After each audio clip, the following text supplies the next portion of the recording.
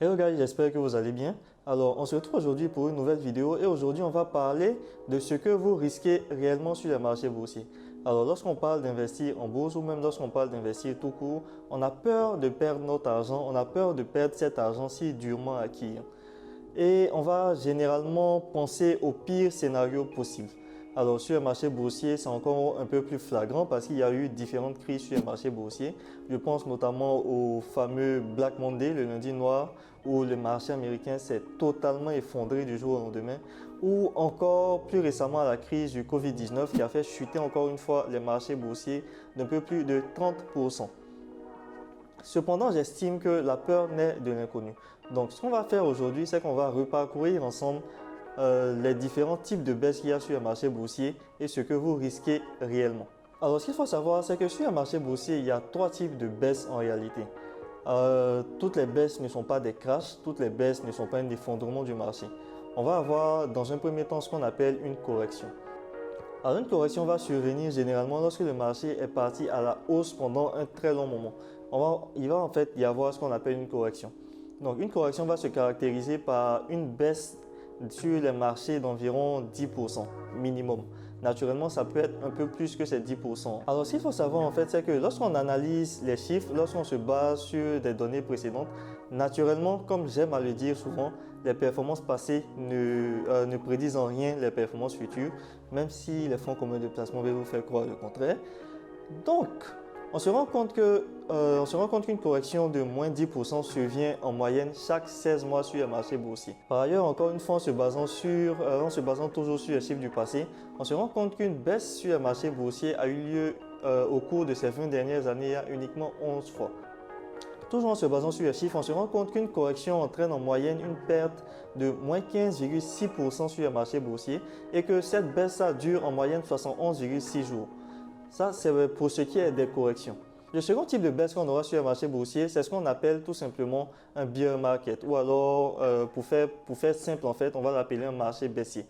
En fait, on aura deux tendances majeures sur les marchés boursiers. On aura ce qu'on appelle un bull market. Donc, le marché part à la hausse, c'est juste une ruée à la hausse. Et on aura ce qu'on appelle un bear market. Donc, le marché part à la baisse. Alors, on se rend compte qu'une baisse sur le marché boursier, donc un bear market, entraîne généralement une baisse de 20% minimum sur les marchés. Naturellement, je dis encore une fois minimum parce que ça peut être beaucoup plus que ces 20%, mais ça sera toujours moins que ces 40%.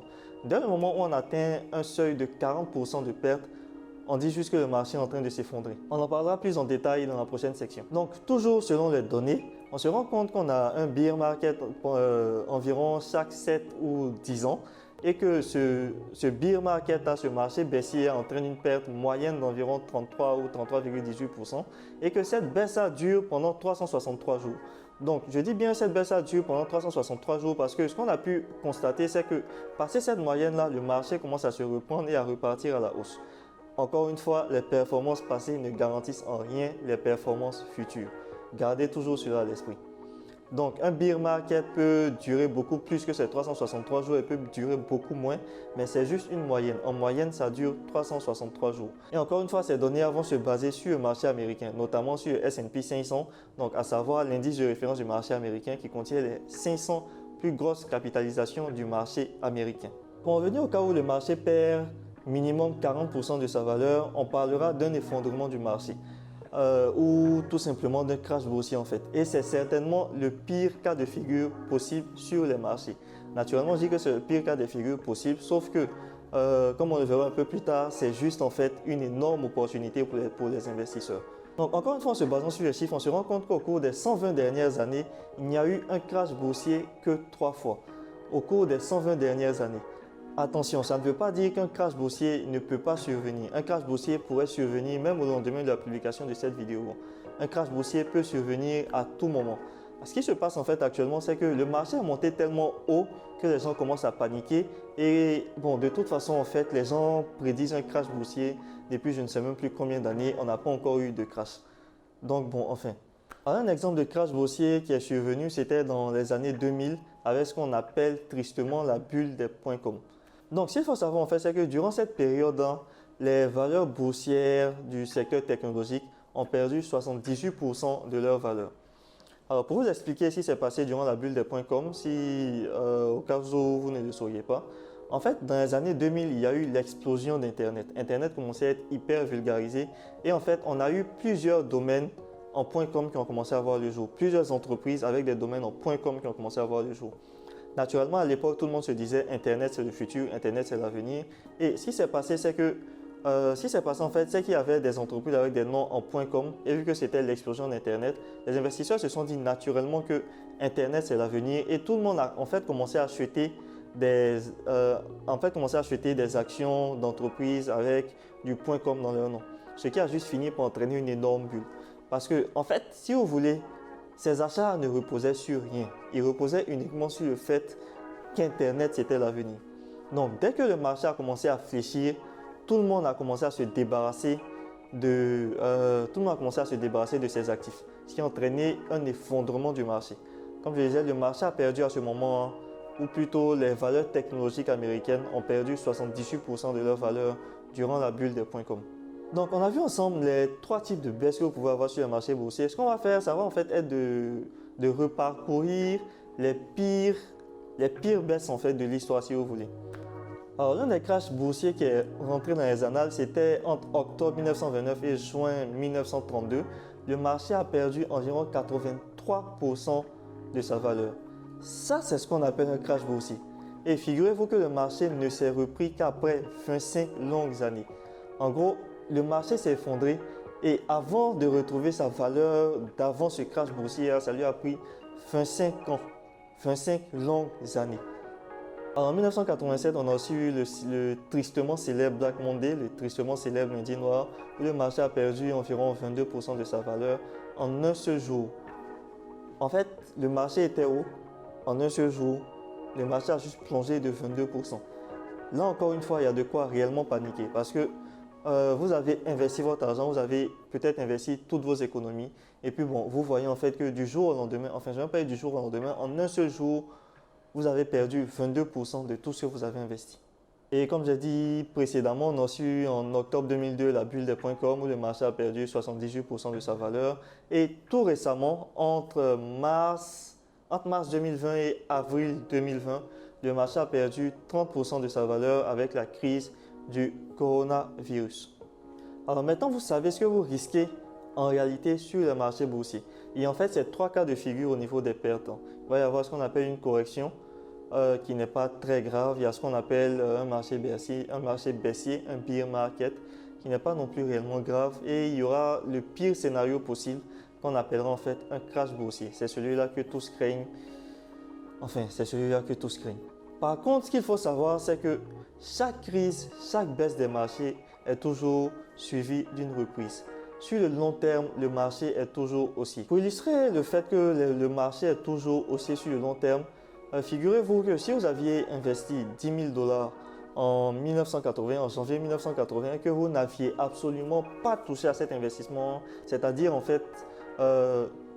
que durant toute cette période, il y a eu des baisses, il y a eu des crashs, il y a eu des corrections et tout ça. Vous n'avez pas du tout paniqué, vous n'avez pas touché à votre argent. Jusqu'au 30 mars 2020, vous seriez retrouvé avec, en fait, c'est 10 000 $ que vous auriez investi sur le S&P 500, donc sur le marché américain, aurait valu 697 421 $. Si vous aviez manqué les 5 meilleurs jours, de trade, vous serez retrouvé avec 432 411 $. En manquant les 10 meilleurs jours, vous serez retrouvé avec 313 377 $. En manquant les 30 meilleurs jours, vous vous retrouveriez avec 115 481 $. Et en manquant les 50 meilleurs jours, vous n'auriez que 48 434 $. Et c'est la raison pour laquelle on dit généralement que lorsqu'on veut investir, que ce soit en bourse, dans l'immobilier ou dans autre chose, on n'investit que de l'argent qu'on est prêt à perdre. Parce que sur le marché boursier, c'est encore plus flagrant. Le marché part certes à la hausse, mais il peut aussi repartir à la baisse. Il y a toujours des fluctuations. Sur le long terme, ce sera certes haussier, mais ce qui va se passer en fait, c'est que bon nombre de personnes, lorsqu'ils verront en fait le marché partir un peu à la baisse, vont commencer à paniquer et voudront se débarrasser de leur position. Lorsque vous investissez en bourse, tant que vous ne vendez pas, vous n'avez absolument rien perdu. Je m'explique. Si vous achetez 10 actions d'Apple, je prends n'importe quoi comme chiffre, vous achetez 10 actions d'Apple à 50 $ l'action. Donc ça vous fait 500 $. Et que l'action Apple commence à partir à la baisse jusqu'à atteindre, disons, un seuil de 25 $. Donc une action que vous avez achetée à 50 $ vaudrait à ce moment 25 $. Vous avez toujours 10 actions Apple. Vous n'avez absolument rien perdu en fait. Ce qu'il faut plutôt faire dans ces moments, on va plutôt détailler ce point dans une prochaine vidéo, mais j'en parle déjà ici. S'il faut plutôt faire à ce moment, lorsque le marché commence à partir à la baisse, c'est de plutôt continuer à acheter, ne pas arrêter d'acheter. Parce qu'encore une fois, comme j'ai dit, sur le long terme, ce sera toujours haussier. Si vous achetez à ce moment 10 autres actions Apple à 25 $, lorsque le cours de l'action va remonter, que l'action va retoucher les 50 $, vous retrouveriez cette fois-ci avec 10 actions que vous avez achetées à 25 $, donc à 250 $. Vous retrouverez à ce moment avec ces 10 actions qui vaudront 500 $. Donc, en fait, à chaque fois qu'il y a un crash, c'est juste une énorme opportunité pour les investisseurs. Et à l'époque, lorsque j'ai lu le livre Père riche, Père pauvre de Robert Kiyosaki, il y a cette phrase-là que je n'ai pas compris de prime abord, mais que j'ai fini par comprendre en investissant sur le marché boursier. Les crises rendent les riches encore plus riches. Et je vais vous illustrer ce point avec ce graphe. On se rend compte en fait qu'avec la crise du Covid-19, comme j'ai dit précédemment, le marché entre mars et avril a perdu un peu plus de 30% de sa valeur. Sauf que juste après cette crise, le marché a atteint un nouveau plus haut historique et est toujours en train de monter, mais en fait en réalité. Il y a peut-être juste une légère correction actuellement, mais le marché continue toujours de monter. Ce qui s'est passé, c'est que durant ce creux, les plus riches ont juste acheté, donc ils ont acheté au plus bas. Et puis le marché est juste parti à la hausse. Donc ils ont profité de la hausse du marché pour pouvoir faire grimper encore plus leur investissement. Donc à chaque fois qu'il y a une crise, c'est juste une énorme opportunité pour les investisseurs. Un autre exemple encore, c'est qu'en mars 2009, l'action de Citigroup, vous connaissez Citibank. Donc Citibank, en fait, il y a juste un énorme groupe derrière Citibank qui est Citigroup. Donc l'action de Citigroup est passée de 57 $ en mars 2009 à 0,97 $. Donc, une action de Citigroup coûtait moins d'1 $. Donc, si vous avez acheté les actions Citigroup à ce moment, vous seriez fait énormément d'argent parce qu'aujourd'hui, l'action Citigroup coûte environ 70 $, voire peut-être un peu plus au moment où cette vidéo sera publiée. Donc, votre investissement aurait juste été multiplié par 70. Ce qui veut dire que si pile à ce moment, vous aviez investi 1000 $ dans l'action Citigroup, vous seriez retrouvé aujourd'hui avec un investissement qui vaudrait 70 000 $. Et vous auriez pu vous séparer d'une partie de cet investissement, donc revendre une partie de cet investissement pour dégager une plus-value. Donc, comme je disais, sur le long terme, la bourse est toujours haussière. Donc, même si le marché part à la baisse, ne paniquez pas, c'est toujours haussier sur le long terme. Il y aura toujours des crashs, il y aura toujours des corrections, il y aura toujours des marchés baissiers. Mais sur le long terme, la bourse sera toujours haussière. Les marchés boursiers sont toujours haussiers. Parce qu'en fait, aucune entreprise ne se crée pour perdre de l'argent. Toutes les entreprises se créent pour gagner de l'argent. Donc, avec le temps, la capitalisation des entreprises va juste partir à la hausse. Maintenant, vous connaissez les pires scénarios en griffe qui peuvent survenir sur les marchés boursiers lorsque vous prenez cette décision. Oh, combien difficile de commencer à investir votre argent en bourse.